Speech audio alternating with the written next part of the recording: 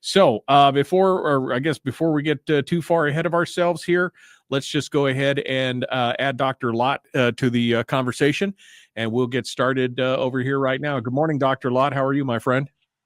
Good morning. How you doing? You know, it's a beautiful day in paradise. It's not 40 below in Fairbanks, so I'm feeling pretty good about it. How about yourself? Okay. How cold is it?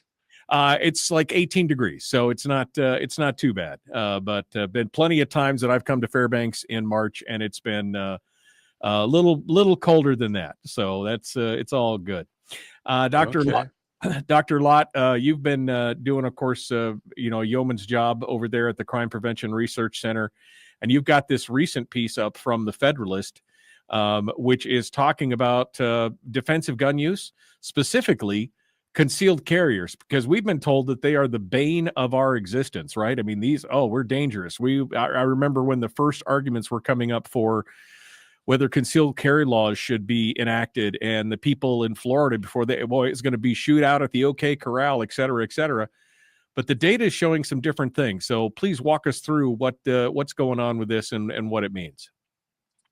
All right. Well, we looked at all the active shooting cases over the last decade from 2014 to 2023. There are 350 of these.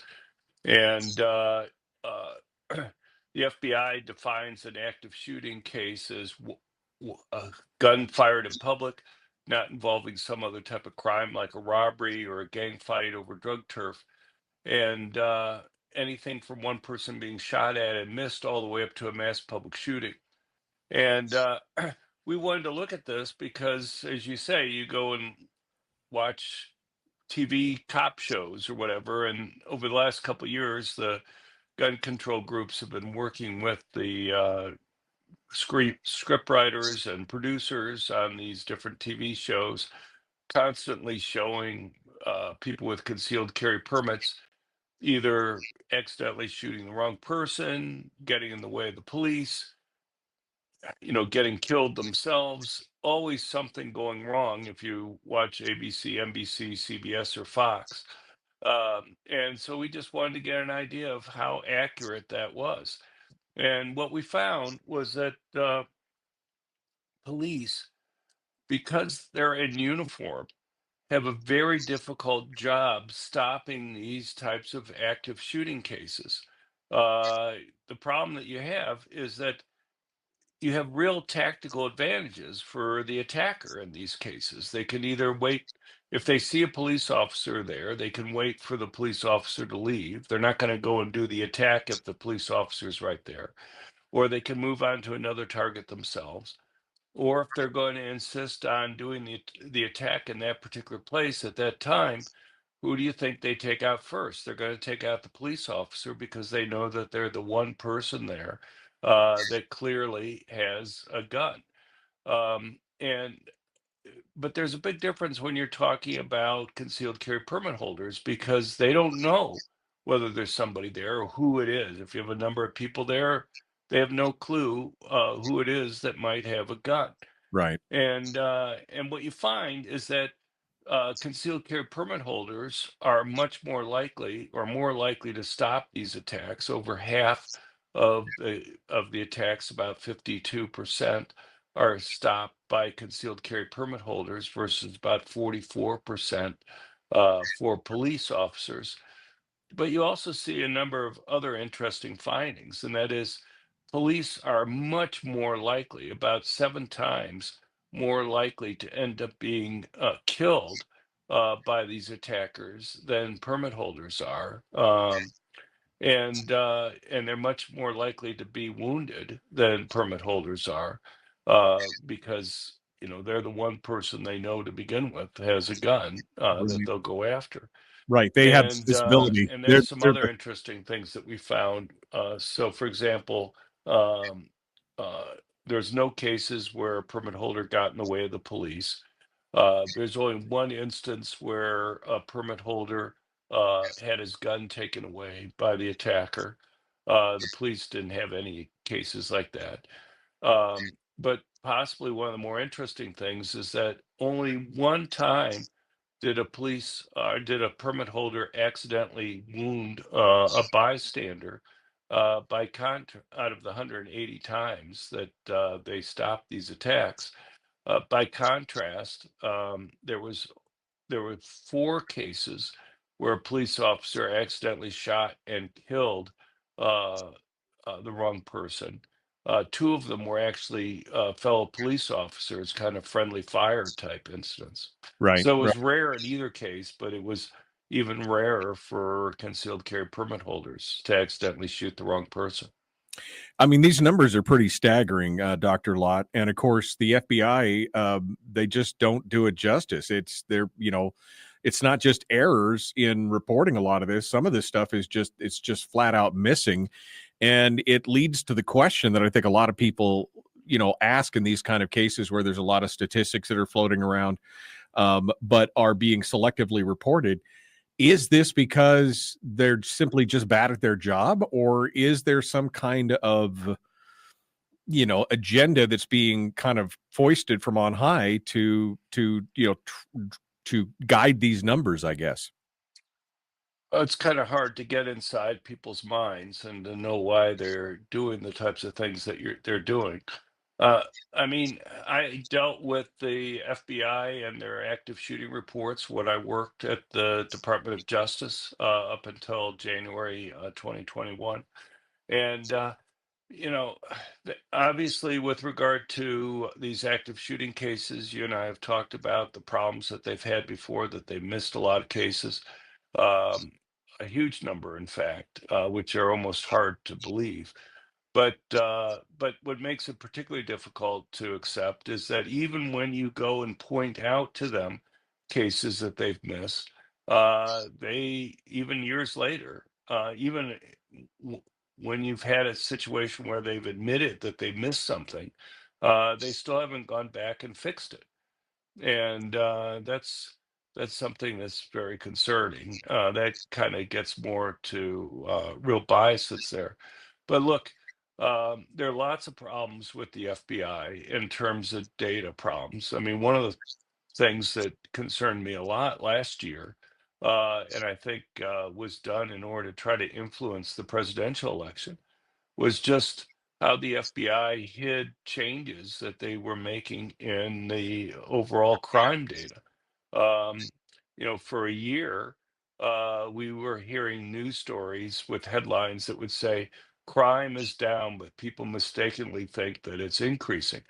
And that was based on the 2022 crime data that was reported in October 2023.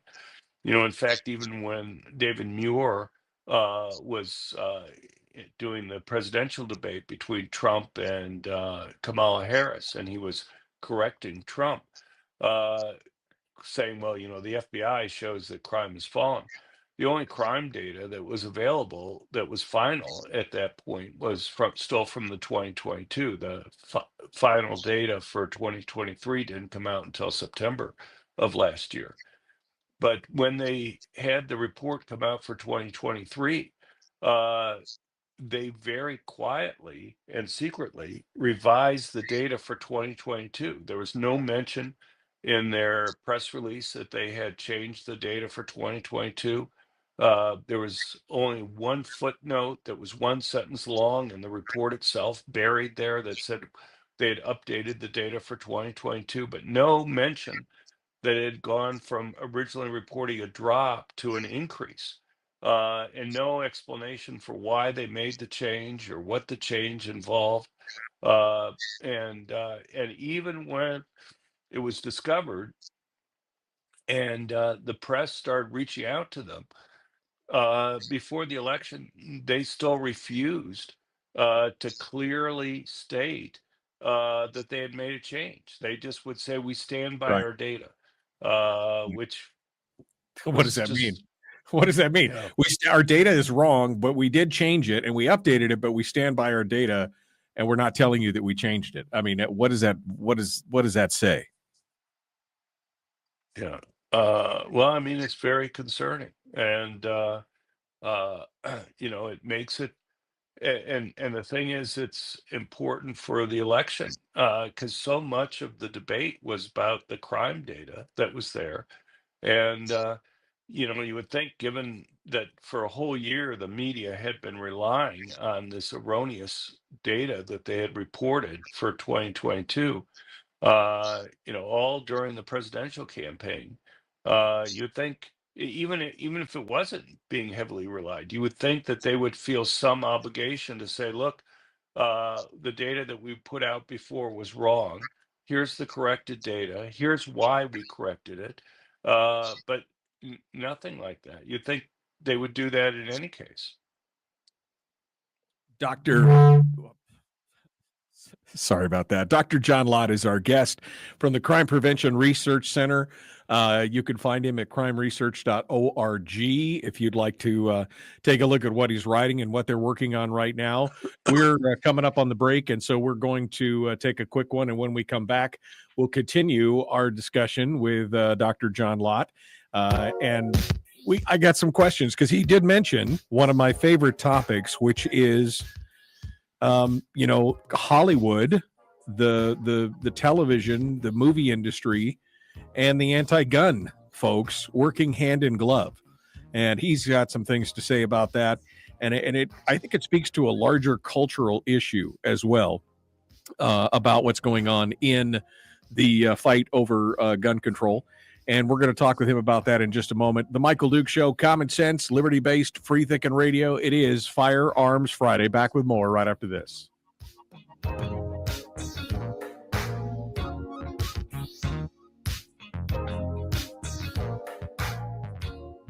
We're broadcasting live through a series of tubes, allowing all of these entities to provide streaming stuff going on the internet. Well, it's kind of hard to explain. Sorry. Streaming live every weekday morning on Facebook Live and MichaelDukesShow.com.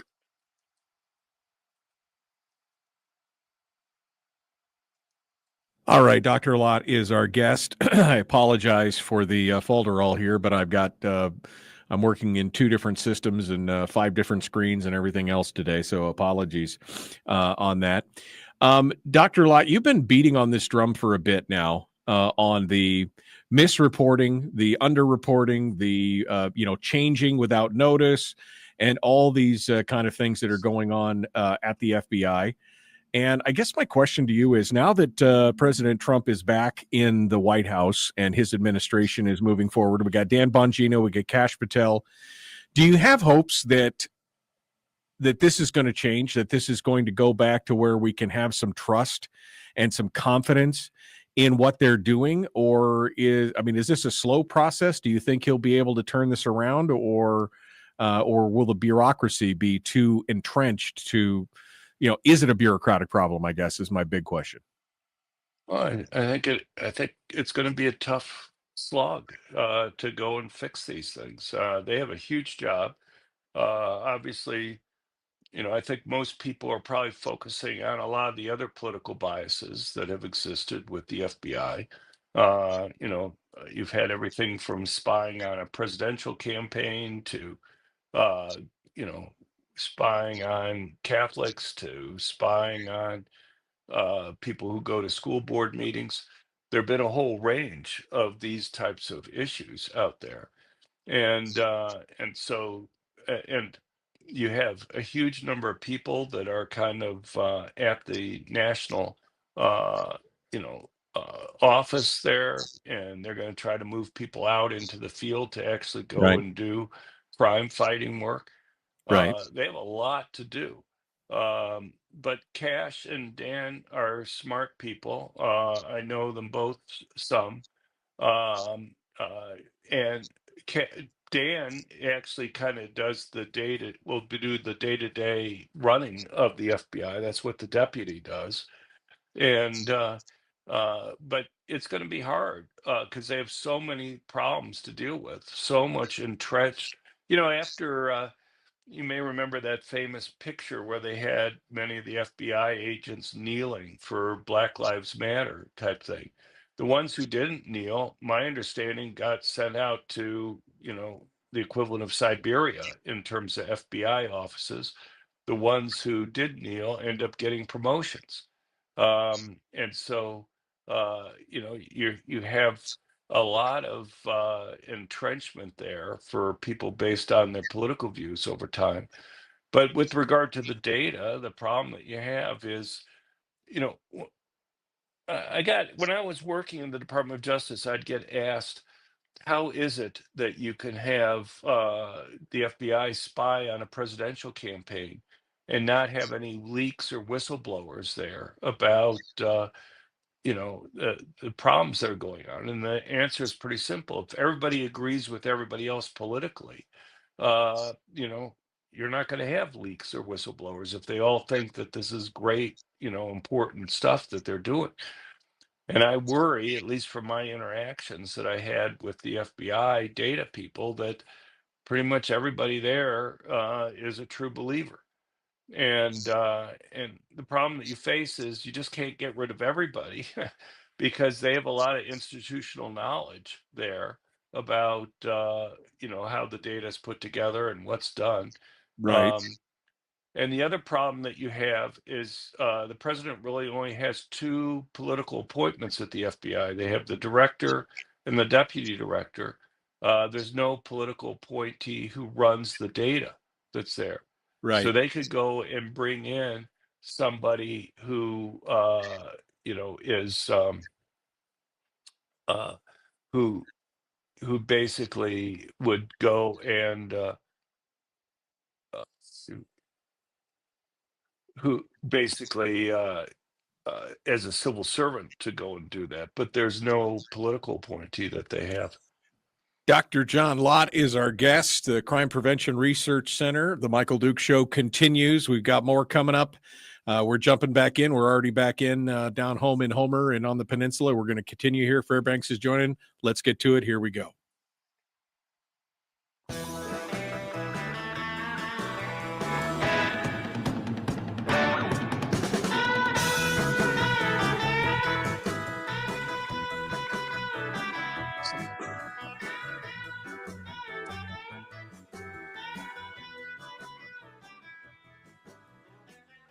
All right, welcome back to the program. It is the Michael Dukes Show, common sense, liberty-based, free-thinking radio. It's Friday, Firearms Friday, for those of you who are wondering. Dr. John Lott joins us from the Crime Prevention Research Center. You can find him at crimeresearch.org. During the break, we were just talking about the incoming Dan Bongino, and of course, Kash Patel now is the director of the FBI, and some of the changes that will be wrought by that. But I want to touch back on something that Dr. Lott mentioned briefly is, they were looking at the kind of the conflux of the gun control organizations and industry and the entertainment industry, movies, television.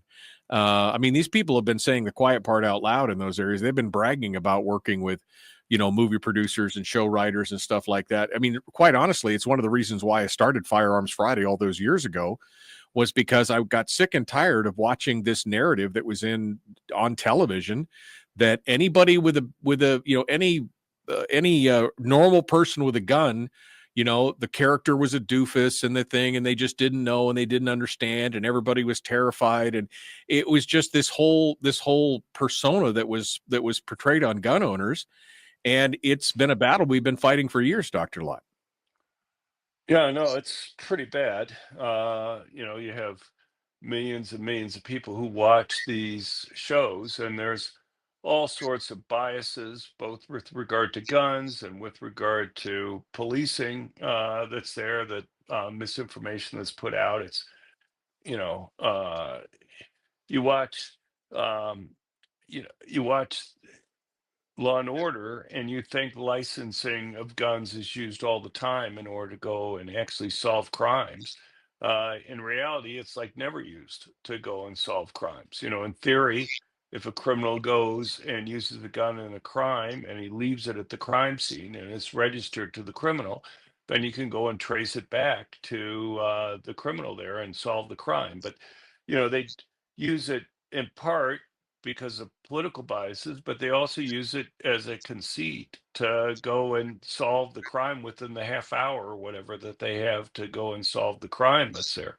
It makes it easy for them to go and solve the crime. In reality, crime guns are never left at the crime scene, or virtually never. And the few times that they are there, it's because the criminal's either been killed or seriously wounded, so you've caught them anyway. And the couple times beyond that they're left there, they're not registered guns, and the once or twice that they are licensed and registered guns, they're not registered to the person who committed the crime. And so whether it's Hawaii or Chicago or New York or Maryland or DC or Pennsylvania, you've had tons of money spent on these registration licensing programs, and they can't point to any crimes that have been solved. Basically, the only reason why they set up the licensing and registration is to eventually confiscate the guns at some point in time in the future. But with regard to what we're talking about, with regard to this new study that we have, you look at the TV cop shows, and anything on ABC, NBC, CBS, or Fox, what you see time after time is that you have a concealed carry permit holder, something goes wrong. Right. Either they shoot the wrong person, or the gun's taken away from them, or they get in the way of the police. We collect these on our website at crimeresearch.org. The one exception to these things is the Taylor Sheridan shows, either Yellowstone or Landman, which both on Yellowstone, they actually had a couple defensive gun uses that occurred. One actually involving a young boy, the grandson for John Dutton, and another one was at a breakfast shop that was actually, when I lived in Missoula, was actually about 4 minutes from my house. But and now the Landman show actually has people showing permanent concealed handguns or concealed handguns Right. in a positive light there too. But that's pretty much outside of the Taylor Sheridan shows.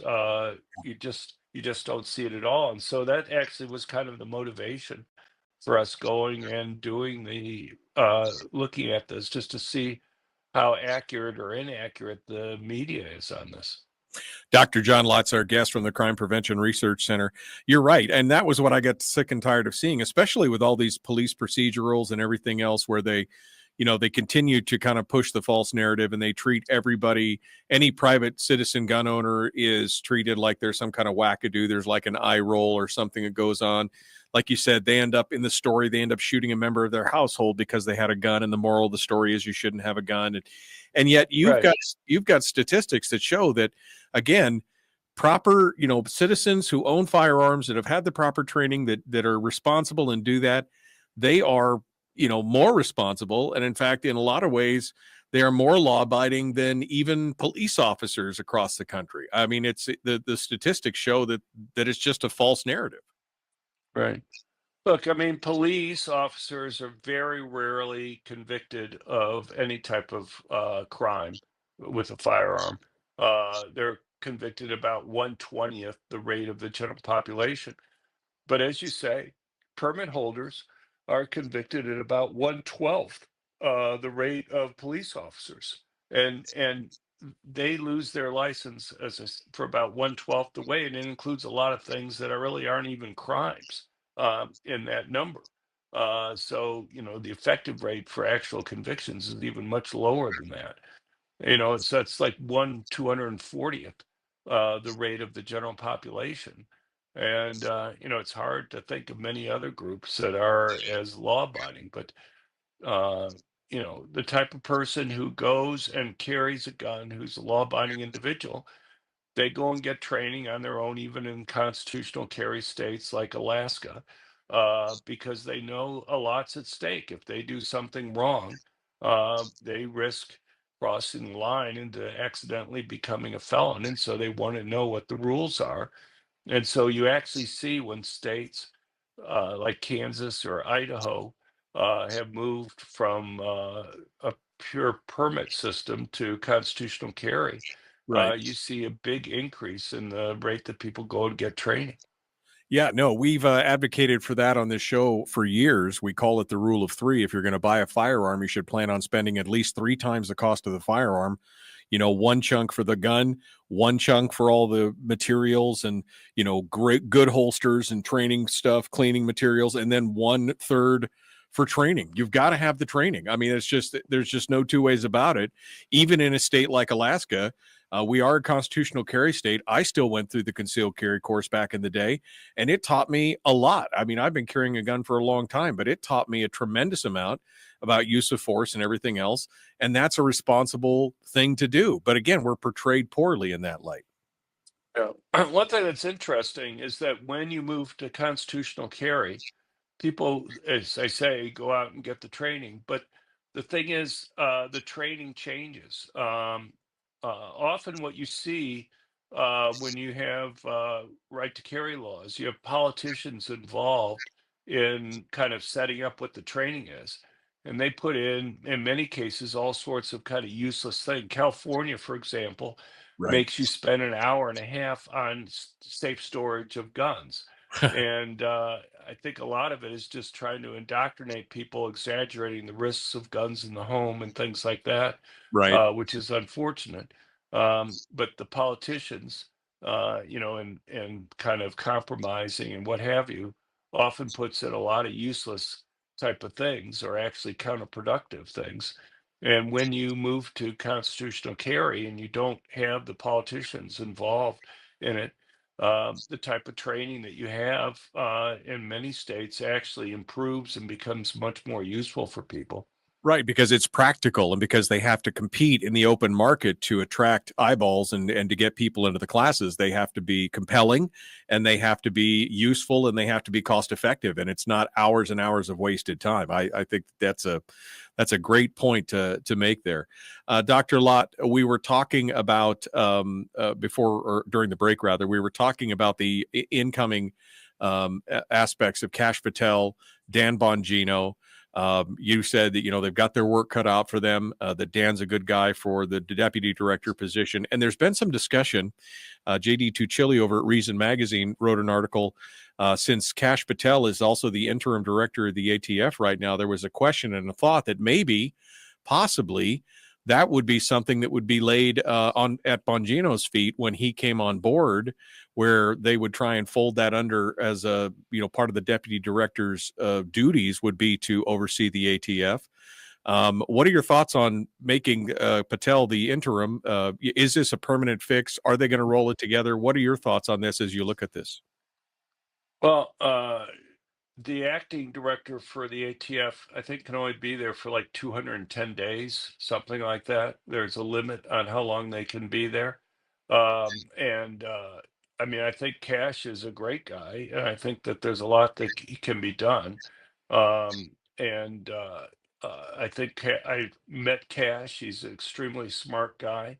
He has the right views on these types of things. And there's a lot of problems in the ATF. I mean, the ATF over the last 4 years has been used to destroy all sorts of people in the firearms industry.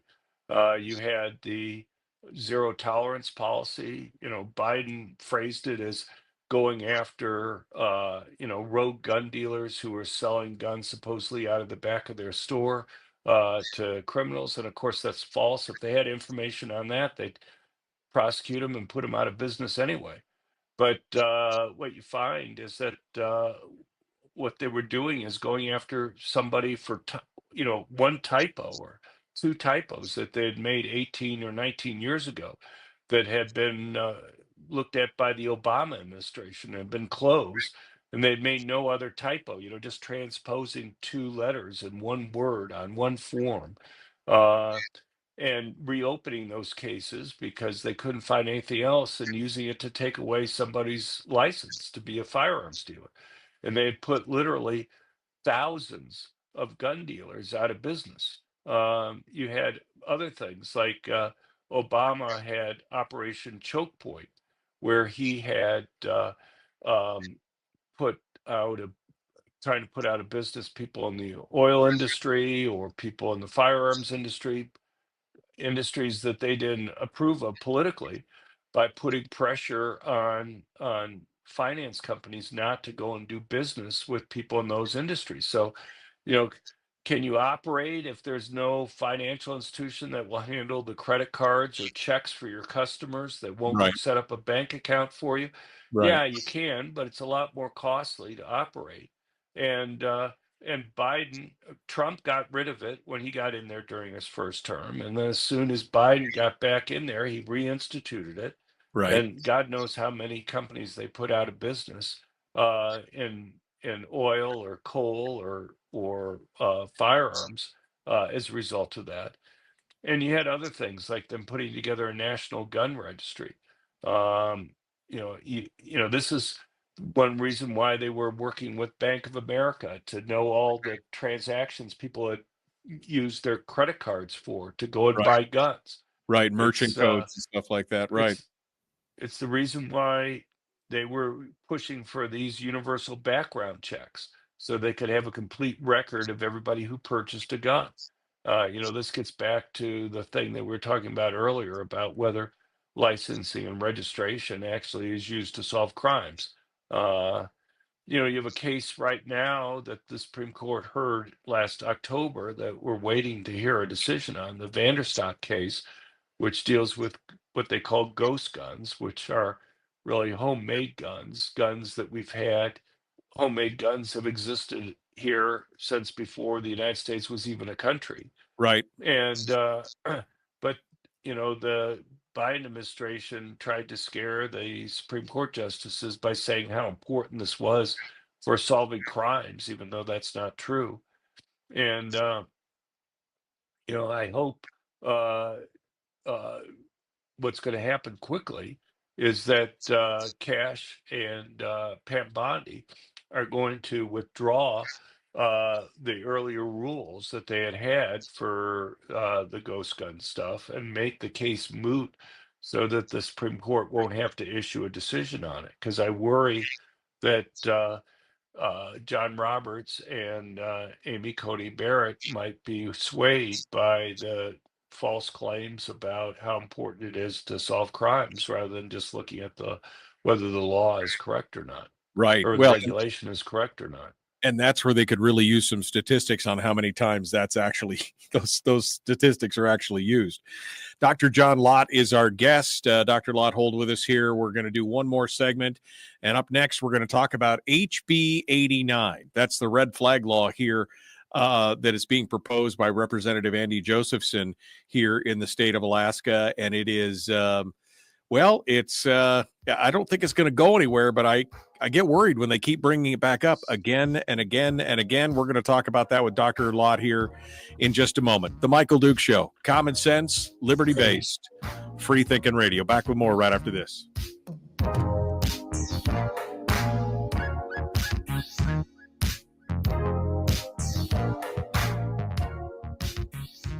We're broadcasting live through a series of tubes, allowing all of these entities to provide streaming stuff going on the internet. well, it's kind of hard to explain. Sorry. Streaming live every weekday morning on Facebook Live and MichaelDukesShow.com.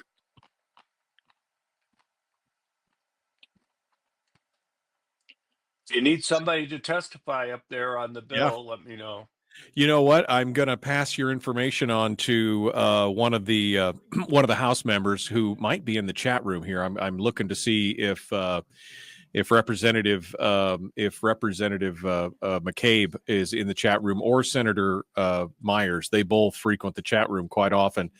I don't see either one of them this morning, but I'm going to reach out and I'm going to pass your contact info off to both of those. Most importantly, Kevin McCabe for the House bill, because I think it would be good to talk about this. I mean, they keep bringing it back up, and I don't know if it's just a attempt to wear us down, or if they think that they'll be able to sneak it in one more time or not. I mean, what are you seeing in other states, Dr. Lott? Are they repeatedly trying to push this once it's been defeated, or do they let one and done when it's all said and done? No, it's something that perennially is brought up. Alaska's not alone. Unfortunately, you have like 19 states or whatever that have it right now in the District of Columbia. There's a move right now in Florida. DeSantis just came out in his State of the State speech just in last week or so saying that he wanted to repeal the red flag law that was there. And there's legislation before the state legislature to do that. And so that's, I think, a positive development. If Florida repeals it, I think it will, hopefully start a trend in other states. But we'll have to see what happens there. I'll probably be helping them out too, for sure. You mentioned Taylor Sheridan, and I'm jumping all over the place here, but I was just thinking about it. Yeah, you've got a lot of contacts. I mean, I've seen you on a lot of different shows, and I've heard you on a lot of different radio shows, and seen you on different interviews. Have you ever gotten a chance to talk to somebody like Taylor Sheridan, who's kind of pro? I mean, it's not just pro-gun. Taylor Sheridan seems like very pro-common sense in his narratives, very pro-America, private citizen. Have you ever had a chance to talk with him or work with any of his productions or anything? No, I'd love to. I mean, Taylor, I've enjoyed most of his shows, and he's an extremely interesting guy. He's a little bit complicated politically. So on things like guns, he's definitely, I would say, conservative. On things like energy production, anybody who watches Landman would know that he's definitely conservative on that, talking about windmills and what have you. But on things like Native Americans, one would probably put him, well to the left on those types of issues. So he's an interesting guy, Yes. and I'm just glad that he's able to educate some people on some of these issues, like on guns and stuff. Having a young person use a gun defensively to save his mom's life is something that would be completely taboo on any network show. The fact that he had that on Yellowstone was just amazing. Yeah, no, and I can't tell you how many times people have passed me clips from Landman. I hadn't watched it yet, and now I've started it, and I'm about 4 or 5 episodes in. But it is it's quite astonishing the things that he puts and says, and the things that they put in that show. And like I said, it's been clipped. I'm seeing it on YouTube Shorts and TikTok and X and every place else. People, right. It's really resonating, I think, with people, and I think there's a reason for that, Dr. Lott. I agree with you. I think it's just a hunger for having something that isn't so politically biased, in the other way. You have 21 million 21.5 million Americans who have a concealed carry permit in the United States. You have 29 constitutional carry states, which are like 2/3 of the land area in the United States. You can pretty much go from Florida up to Montana and Idaho, with constitutional carry. And so, you have gotten, I think surveys that we've done indicate that maybe about 15% of the adult American population carries at one time or another over the course of a year. So, a lot of people understand these things. They understand the importance. It's just interesting to see that there's somebody out there that kind of understands them. Yeah, no, and it's refreshing. It really is refreshing to watch some of these shows because you finally get something on the other side. And I think, quite honestly, it's one of the reasons why Sheridan has been so wildly popular in all of his in his endeavors right now. So we're about 20 seconds out. We're going to rejoin here the radio. Dr. John Lott is our guest. And we're going to continue with him. Please, if you haven't gone out and checked out his website at crimeresearch.org, you're missing out. You can also pick up his book, More Guns, Less Crime, Gun Control Myths, and many others. Let's get to it. The Michael Dukes Show, Common Sense Radio. Here we go.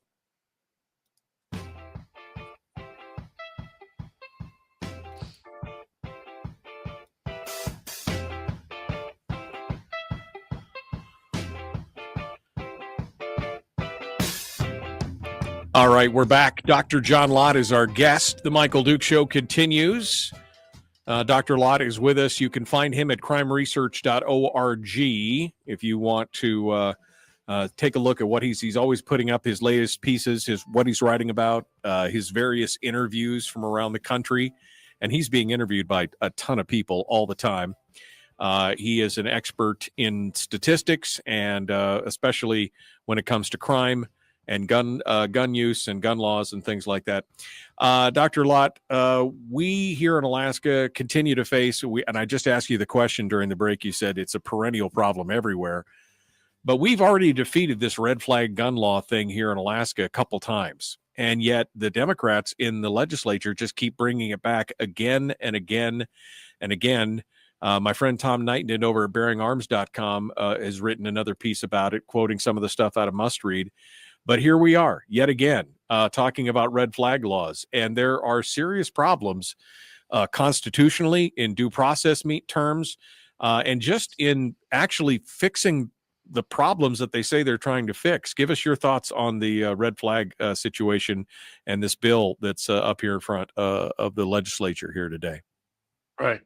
Well, I think there's just a lot of misunderstanding about red flag laws versus other laws that you already have. All the states already have what they call civil commitment laws. They've had these laws for 50, 60 years. And if you believe somebody might be a danger to themselves or others, and the police come in and they think that there's, quote, a reasonable probability that somebody's like that, which is like a 20% chance, the police can take the person in for a psychiatric evaluation.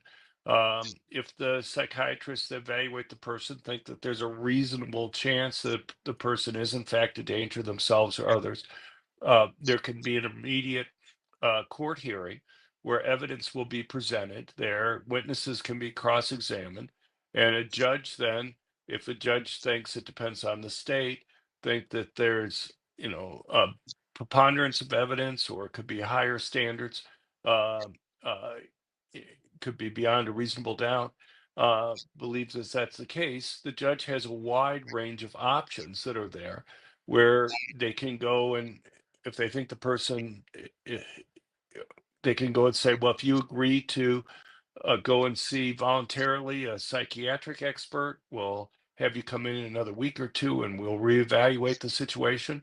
Or they can go and have it so that they can take away the person's driver's license if they think they're going to drive a car through a group of people, or they can take away their guns, or in the most extreme case, they can involuntarily commit the person. What happens with these red flag laws is that you simply have somebody make a written complaint. The judge never talks to the person who makes the complaint. There's no hearing.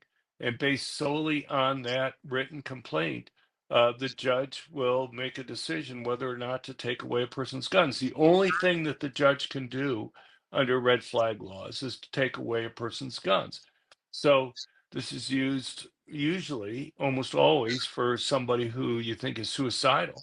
But if you really think somebody's suicidal, is it serious solution to simply take away the person's legally owned guns? If you think that somebody's suicidal, aren't there other ways that somebody could go and commit suicide? Even if you think it's one of those rarer cases where somebody may go and harm others, you don't think there are other ways that the person can harm them, or even Right. illegally obtain a gun? Right. We see people in Germany and other places drive cars and trucks through crowds of people. We had a couple of those occurring on New Year's Day earlier this year Right. in the United States, in Las Vegas and New Orleans. Um, so but the gun control people want you to believe that if somebody is a danger, simply taking away their guns makes everything safe at that point, Right. and it makes them safe. And I have a friend of mine, a very close friend of mine, Andy Pollock. Andy lost his daughter at the Parkland school shooting in Florida. And after he lost his daughter, he moved to rural Oregon. He just didn't want to be around there anymore. There were too many memories of his daughter, and he wanted to get about as far away as he could. So he moved to rural Oregon. Anyway, at the same time that he moved in, there were neighbors who moved in from California who it turns out just hated Andy politically. They first of all had a property line dispute on there. I mean, Right. Andy's spoken out. He gave a talk at the 2020 Republican National Convention. Right. He's spoken out on school safety. He's criticized the Obama administration rules, which he think led to Parkland. He's spoken out in favor of like arming teachers and staff at schools.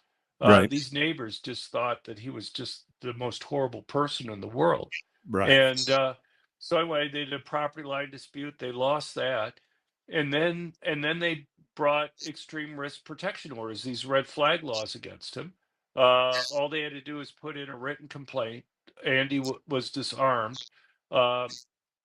When the case was finally heard before court, after he'd been disarmed for a while, the judge didn't even require Andy to put on his side of the case because he says there's no threat here. Why did you file this piece of paper to begin with to have Andy's guns taken away? Right. And the thing is, this is rural Oregon. People in Alaska probably can appreciate this. There are bears, there are mountain lions, other things. Andy, when he was outside his home one day, had a mountain lion that came up that had killed his goats, some of his goats, and was threatening him. Fortunately, he had his dog with him, who fought the mountain lion, allowed Andy to escape. But the dog ended up having to have a lot of stitches, got all cut up by the mountain lion that was there. But Andy normally would have had his gun with him in order to protect himself, but he was disarmed. Right. And so anyway, and then when that red flag law case was, and he ended up being in jail because one time during the time that this order was in effect, this is rural Oregon. There's like one mall. Right. Andy had arranged to meet his wife at this mall, and it turns out that the neighbor wife just happened to be at the mall parking lot at the same time. He pulled in. She was already there, and she calls the police. The police come and arrest him for violating the order not to be within 100 feet or so of this person. But it was crazy because he shouldn't even have had it to begin with. Well, Had that's the order. That's the biggest problem with these orders is that, one, it completely eliminates due process in this ex parte process. You can't face your accuser. And even if it turns out, as it did for this one, that it's a completely false claim, there's no real penalties for the people filing the false claim. There's no, you could perjure yourself. You could just say, I fear for my life. And the judge throws it out and says, what's going, but there's no penalty for them. Right. Look, many of these red flag laws have provisions that say if you lie, there will be a penalty. But, as somebody who's been involved in the criminal justice system for a long time, people never get prosecuted for perjury in these cases. I mean, virtually all cases, or a huge number of cases anyway, have people who lie. Judges see this all the time. I mean, people have completely contradictory stories that are going on in almost any case. Right. And they just are never prosecuted, as you say. And so it's a real mess that's there. So what do you do in this case? Andy has had to spend hundreds of thousands of dollars on his legal defenses for these cases. And the neighbors get to pretty much bring these things for free because the county district attorney handles the prosecution of these, red flag cases. Well, So they can weaponize the legal system against somebody at very low cost to themselves.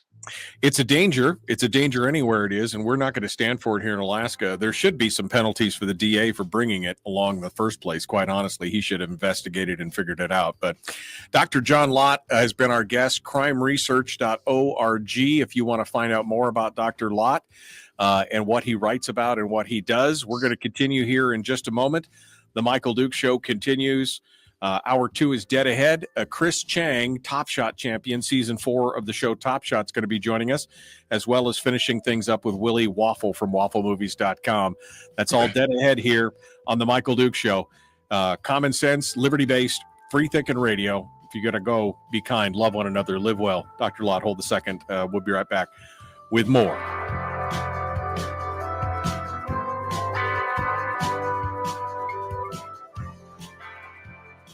Well, Dr. Lott, I can't thank you enough, as always, for coming on board and sharing with us. You care to give us a sneak peek of what you're working on now, or what you're focusing on right now? We'd love to hear and get a little jump on the rest of the crowd out there. Well, I appreciate that. I mean, right now I was spending a lot of time. I'm still working more on this issue about these active shooting cases. Hopefully we'll have some more stuff on that soon, but that's what we've been working on. But I appreciate that. Well, I appreciate it, Dr. Lott. People can find the data and everything else at our website at crimeresearch.org, crimeresearch.org. Okay. I see that Senator Rob Myers is in the chat room right now. So hopefully, Rob, if you're listening, Dr. Lott is volunteering to be a expert guest or witness or testifier there on any of these red flag laws. So we'll see if we can get you that information, and you can get Dr. Lott down there to testify on this stuff, because it's just nutty that we're even talking about it. All right. Well, Dr. Lott, thank you so much. I see that you're getting the sun bleaching there, so I'll let you go. Yeah. Appreciate you coming on board, and we will talk to you again soon. All right. Thanks. All right. Thanks. Take care. Thanks so much. Dr. John Lott, crimeresearch.org.